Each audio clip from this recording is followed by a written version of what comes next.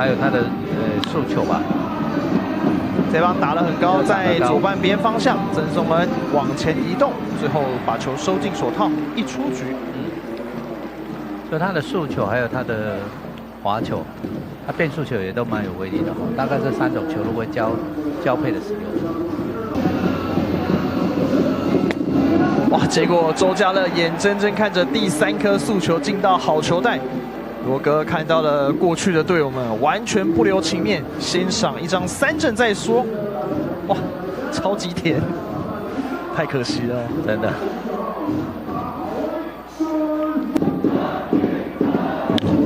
滚地球在3垒方向，黄伟胜小弹跳接得漂亮，往2垒送，完成了封杀，也结束了1局下半富邦悍将的攻势。第1局打完，双方0比0。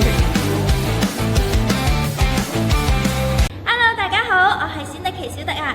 請大家訂閱我哋中信兄弟官方 YouTube 頻道，同埋鎖定我哋嘅 Podcast。兄弟，你來說。